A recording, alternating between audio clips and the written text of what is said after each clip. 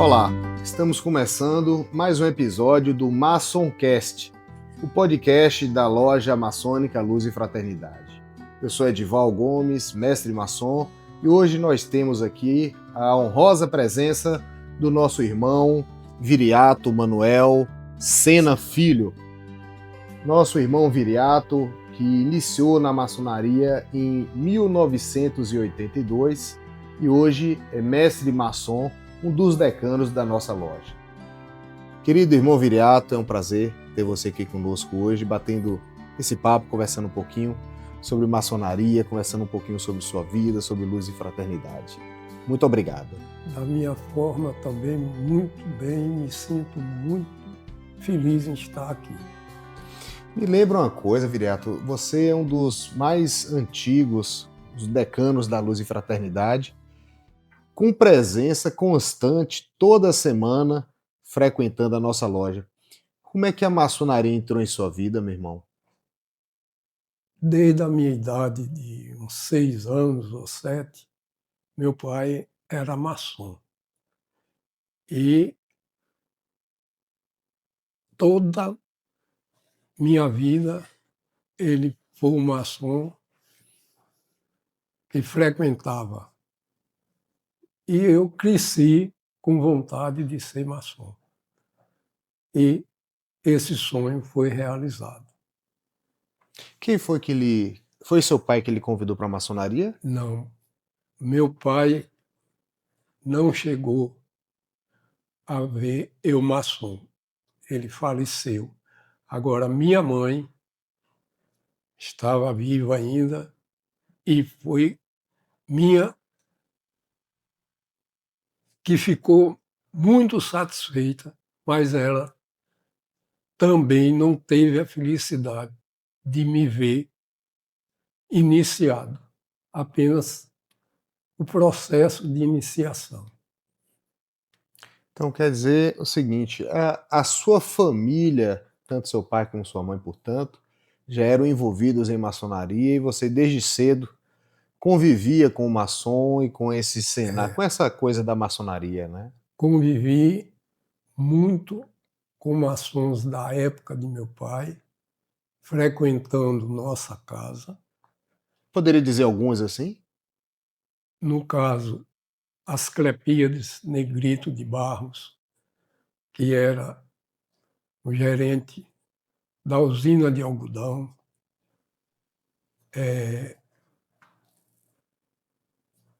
Eduardo Flores da Mota, que toda feira conhecia na época e conhece de nome até hoje. O Asclepíades, você se recorda dele? Ele chegou a ser venerável Foi. da Luz e União. E quando eu iniciei, ele frequentava a loja Luz e Fraternidade ainda.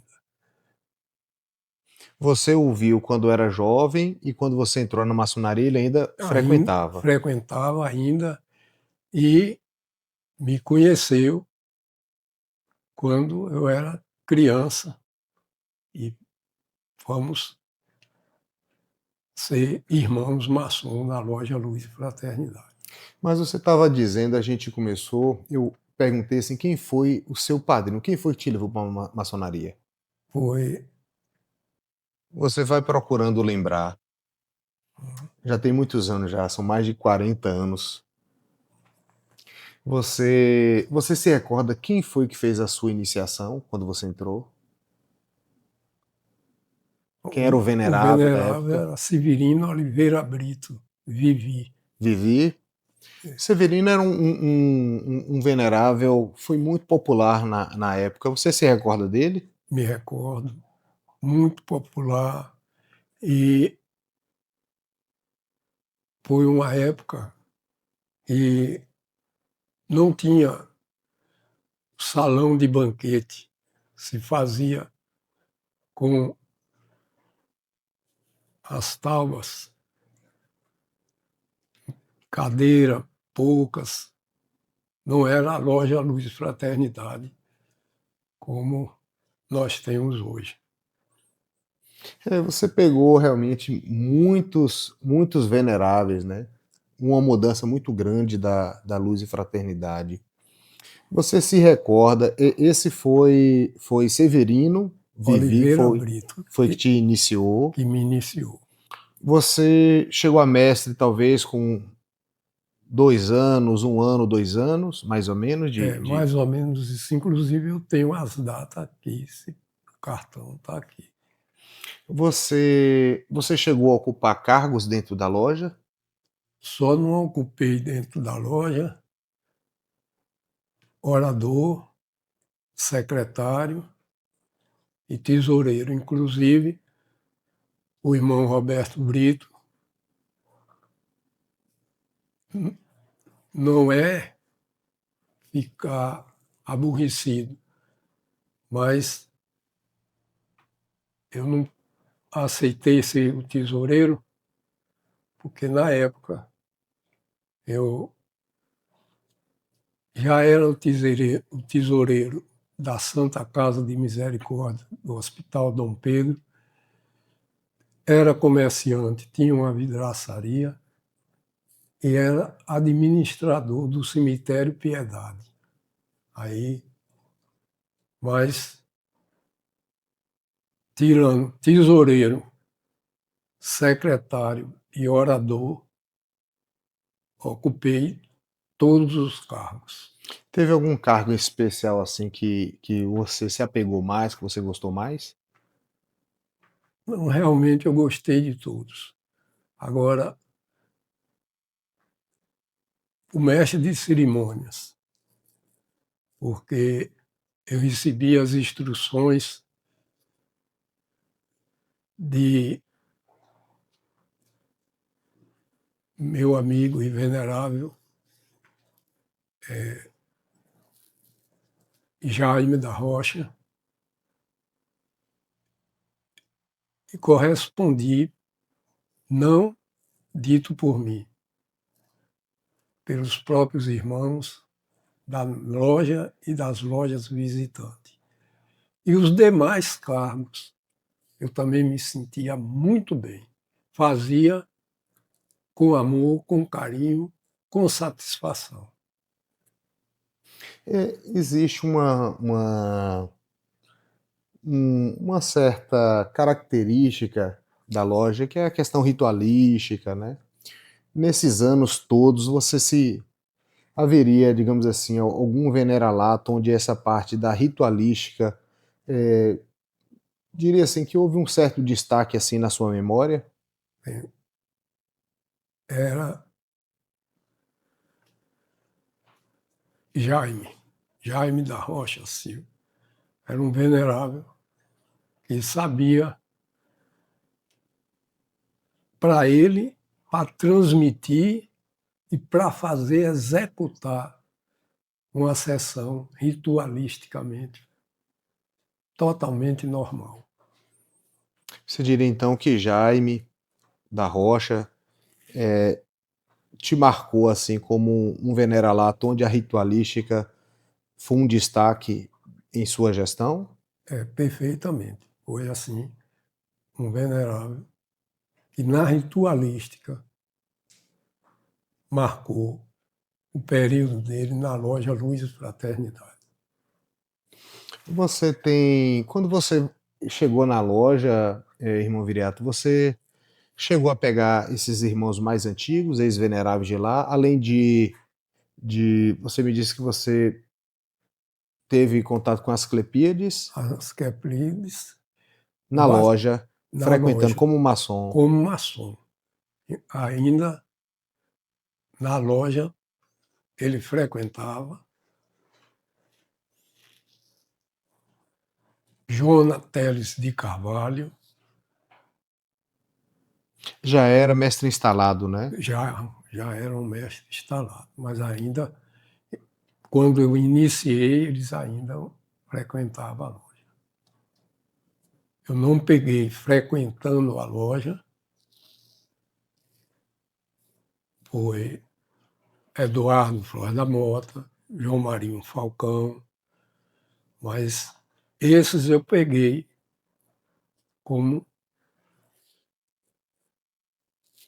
irmão maçons de meu pai, frequentando a nossa residência e vice-versa. Quando meu pai ia também, sempre me levava, quando era conveniente, porque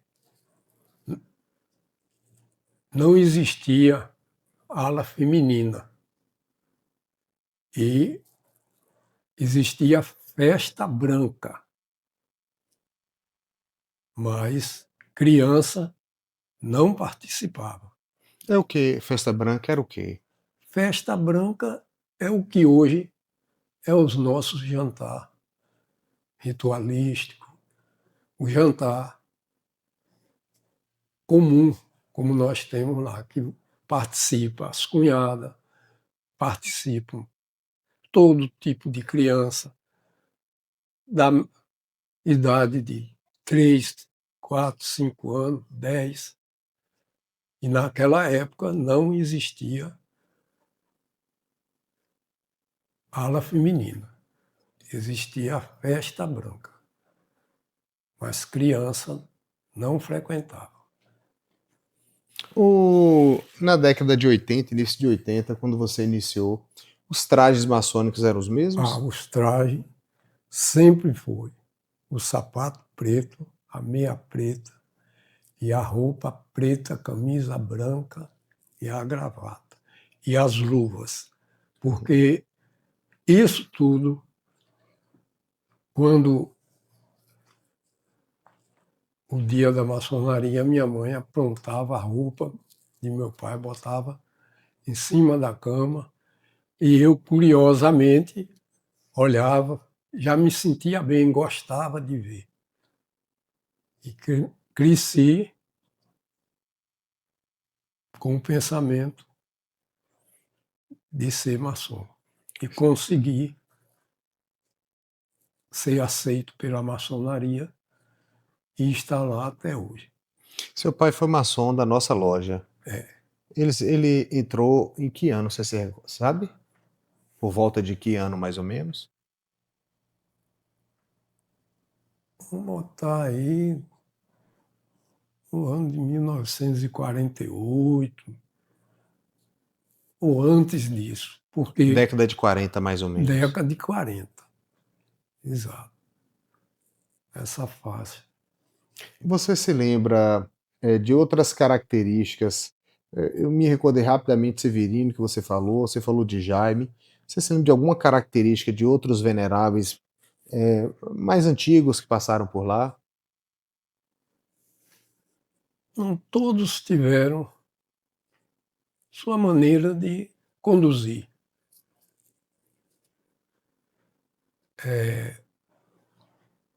Com todo o amor e carinho, todos eles foram veneráveis,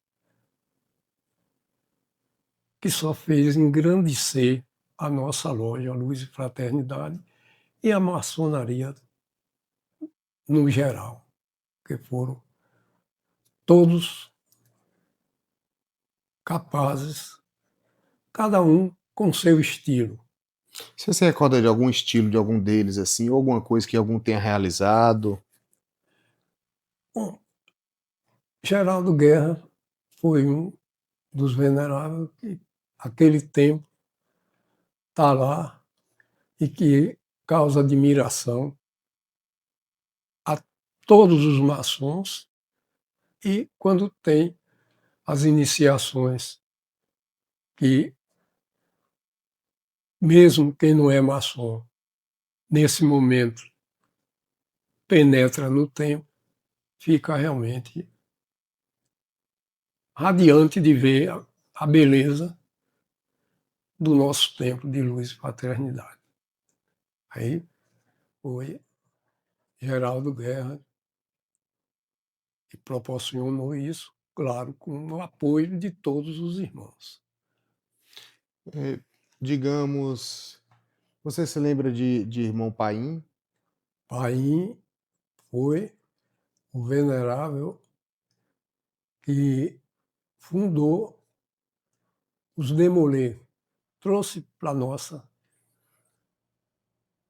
maçonaria a nossa loja Luz e Fraternidade, os demolês que estão hoje, como nós temos já demolês que foram veneráveis. Então, é um marco que está aí e vai prosseguir, porque está sendo muito bem conduzido por os irmãos atuais que se dedicaram aos demolir. Tua esposa é uma pessoa muito importante em sua vida. Assim como é seus pais, a gente sabe que você é muito ligado a esses valores familiares, é uma coisa muito importante para ti. E você disse que não tínhamos a sociedade feminina e você pegou então uma fase de transição onde não tínhamos essa participação das mulheres e logo em seguida, talvez um pouco depois da sua entrada, foi instituída a sociedade feminina. Como é que foi isso para sua esposa?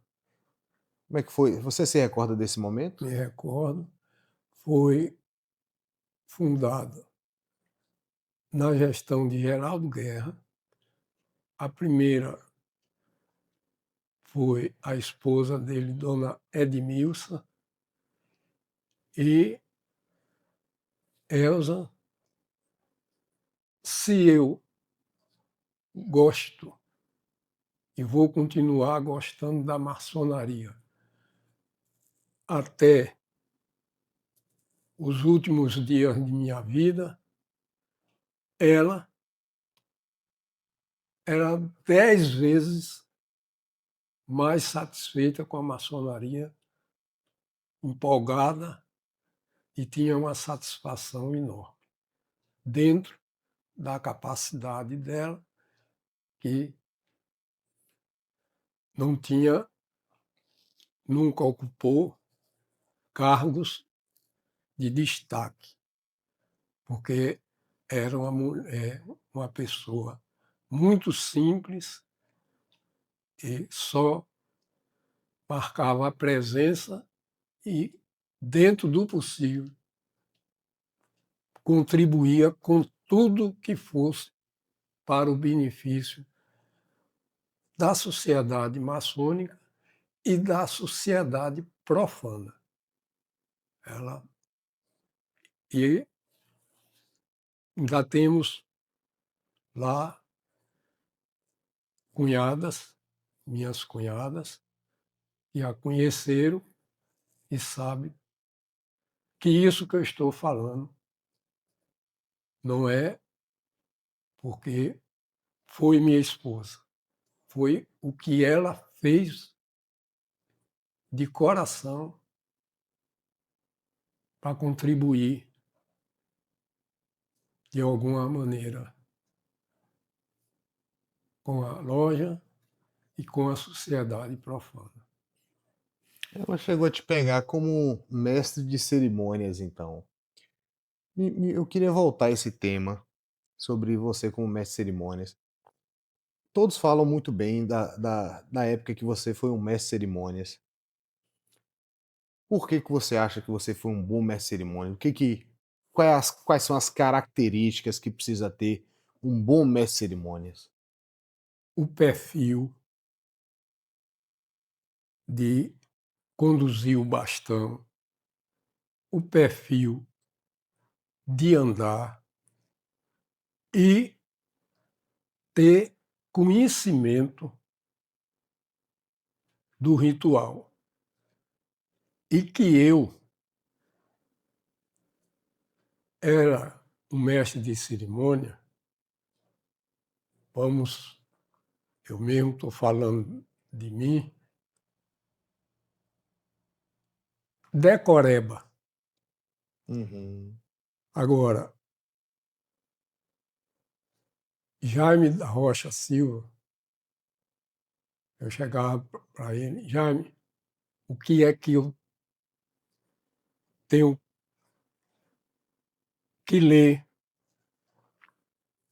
Aí ele pegava o ritual, me dava as instruções e eu lia a semana toda. Então, não gaguejava, e quando chegava comitivas do Sereníssimo Grão-Mestre, também fazia pela maneira de qualquer coisa antes da sessão eu consultar a Jaime. E aí, tranquilidade. Então, foi um cargo.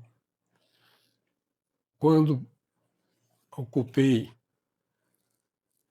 segunda vigilância, primeira vigilância, também me conduzia com elegância. Nada de,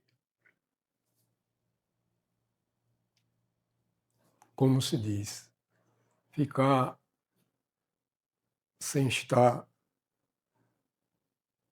comportando como o cargo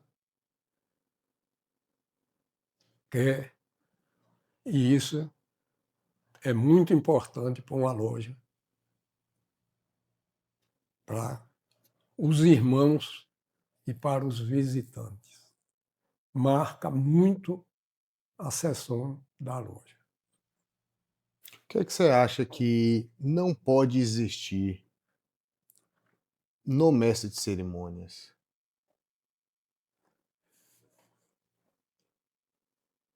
Ele se desligar, ele tem que estar ligado em tudo da loja. No Oriente, no Ocidente, no Norte. E, se acontecer algum irmão que esteja, vamos dizer, mal posicionado, ou seja, mal sentado, ele tem e é obrigação de ir com muita educação e sem ninguém notar, mas ir ao irmão e falar. Porque quando estamos numa sessão e um irmão, às vezes, sem querer até, se posiciona que não esteja corretamente como é que o ritual manda, enradeia para os outros. E quando está tudo no ritual, tudo pronto como deve ser, aí fica muito mais bonito a sessão. E tem a parte, quando a sessão é totalmente bem conduzida por todos os que estão ocupando os seus cargos, quando nós saímos do templo, saímos assim, totalmente satisfeitos.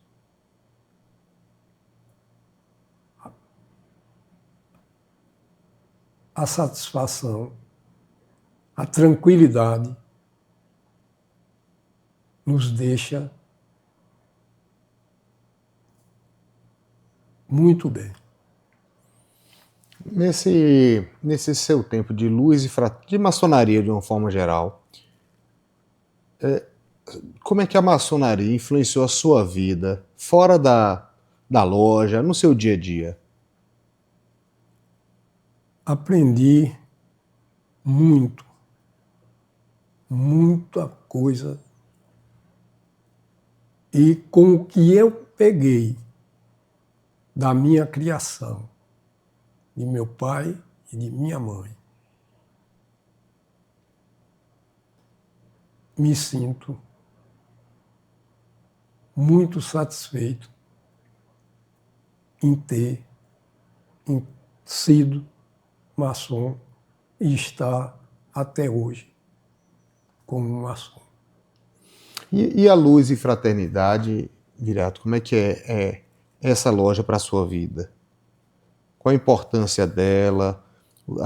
Como é que você se percebe dentro da loja Luz e Fraternidade? No sentido de qual a importância que ela tem na sua vida, como ela molda a sua vida, qual a importância dela para ti? É uma importância muito agradável. É uma importância que eu disse aqui. Só deixarei de frequentar a loja Luz e Fraternidade, a minha loja Luz e Fraternidade, quando o grande arquiteto do universo não permitir eu ir mais, se for por algum motivo de doença, ou quando me levar para o Oriente e a Terra. Porque os exemplos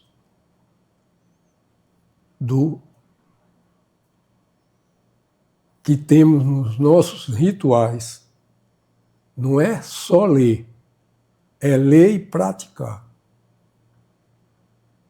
Eu tenho procurado fazer o que for de melhor. Claro que não faço com a perfeição, mas tento fazer da melhor maneira possível. Você é um dos mais regulares de presença na loja Luz e Fraternidade. Qual é a sua idade atualmente?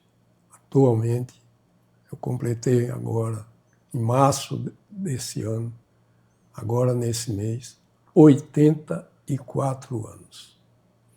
Então você tem 84 anos, tem 44 anos de loja Luz e Fraternidade. Você disse a mim que iniciou em 82? No dia 5 de novembro de 82, um dia de sexta-feira. A loja funcionava na sexta-feira. Atualmente, uns 20 anos para cá, ou 30, uns 20 anos mais ou menos, é que está sendo dia de quinta-feira. E nesses 44 anos você tem estado, sobretudo nesses últimos anos, tem estado lá semanalmente, participante, ocupando cargos, ativo em loja. Qual é a energia, qual é o segredo que você tem? Conta aí para a turma mais nova. O que te motiva desse jeito? É o amor que você sente e se doa a ser maçom. Então, eu sempre fui assim, desde quando iniciei. Não faltar só se fosse por um grande motivo. Fora disso, sempre fui, como a gente fala, pé de boi. Participativo. Nós vamos chegando ao fim, irmão Viriato, primeiro transmitindo em nome da loja a honra que é ter você como um dos nossos maiores representantes. É um nome que fortalece a nossa loja, fortalece a maçonaria de Feira de Santana. Então quero deixar aqui registrado que todos nós nos sentimos muito honrados com a sua presença, não só isso, mas motivados também pelo seu vigor, pela sua força, pela sua capacidade, pela sua ética, pela sua sua forma de se pôr, se postar, íntegro. Então você representa muito os valores maçons. E vamos chegando ao final desse episódio. E eu queria que você, ao fim, a gente sempre pede a todos os participantes que deixassem uma mensagem a todos que nos ouvem, maçons e todos que estão seguindo nossas redes sociais. Pode ficar à vontade, deixa uma mensagem para a gente. A mensagem que eu tenho para os meus irmãos é a satisfação de termos todos como irmãos e dizer de coração que sou feliz porque sou um maçom da loja Luz e Fraternidade, ou seja, maçom, quando eu falo da loja Luz e Fraternidade, mas sou um maçom e tenho e vou procurar ser sempre um homem, um maçom, para honrar o nome da maçonaria. E tenho a satisfação de fazer parte dessa família em todo o universo. E assim chegamos ao fim desse episódio do MaçonCast, o podcast da loja Luz e Fraternidade. Até a próxima.